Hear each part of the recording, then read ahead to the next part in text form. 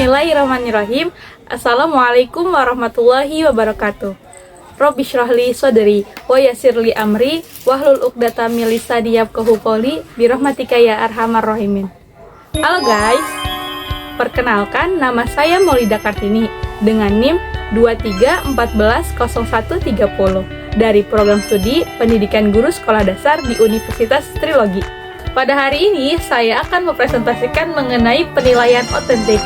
Untuk penilaian, ujian tengah semester mata kuliah pembelajaran terpadu dengan dosen pengampu Ibu Febrianti Yulisatriani, SPDI MPD.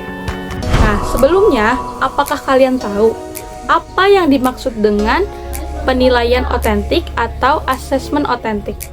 Nah, asesmen otentik atau penilaian otentik adalah bentuk penilaian yang menilai kemampuan siswa melalui tugas-tugas yang mencerminkan situasi nyata dalam kehidupan sehari-hari. Nah, di sini mencakup beberapa aspek, yaitu aspek kognitif, afektif, dan psikomotorik, secara menyeluruh atau secara holistik.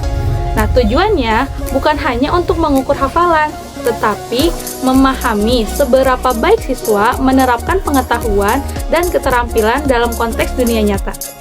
Nah, di sini ada beberapa jenis-jenis asesmen otentik.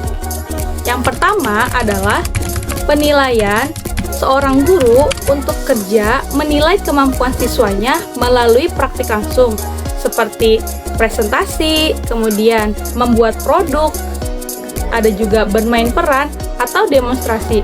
Nah, di sini biasanya fokus pada proses dan hasil kerja. Kedua yaitu penilaian portofolio. Nah, di sini guru menilai kumpulan karya siswa yang menunjukkan perkembangan belajar dalam jangka waktu tertentu. Nah, biasanya berupa esai, kemudian gambar, ada juga proyek atau catatan reflektif. Dan yang terakhir yaitu penilaian proyek. Nah, di sini siswa diberi tugas jangka panjang untuk merancang, kemudian melaksanakan, dan melaporkan suatu kegiatan atau proyek. Ini mengukur keterampilan berpikir kritis, kreativitas, dan kolaborasi. Adapun di sini teknik dan instrumen penilaian. Yang pertama yaitu alat ukur tertulis atau lisan yang menilai pengetahuan atau pemahaman siswa. Misalnya, yaitu pilihan ganda, ada isian, dan esai. Yang kedua, ada observasi. Nah, di sini pengamatan langsung terhadap perilaku atau kinerja siswa dengan menggunakan daftar cek atau skala penilaian. Yang ketiga yaitu tugas yang diberikan kepada siswa untuk dikerjakan secara individu atau kelompok sebagai bentuk penerapan pengetahuan. Yang keempat ada inventory, yaitu instrumen berbentuk angket yang menggali minat atau sikap atau kepribadian siswa terhadap suatu hal. Yang kelima, ada jurnal. Di sini, catatan reflektif siswa tentang pengalaman belajarnya digunakan untuk menilai proses berpikir dan perasaan siswa. Yang keenam yaitu penilaian diri. Siswa menilai sendiri kinerjanya berdasarkan kriteria tertentu untuk meningkatkan kesadaran diri dan tanggung jawab. Dan yang ketujuh yaitu penilaian antar teman. Nah, di sini teman sebaya memberikan penilaian terhadap pekerjaan siswa lain berdasarkan pedoman atau rubrik yang disepakati. Yang kedelapan yaitu aspek yang dinilai, seperti kompetensi sikap, pengetahuan, dan keterampilan. Nah, ini diperluas dengan nilai karakter dan partisipasi. Yang kesembilan yaitu penilaian kelompok mata pelajaran. Penilaian ini dilakukan untuk kompetensi lintas mata pelajaran yang berkaitan. Contohnya seperti dalam pembelajaran tematik.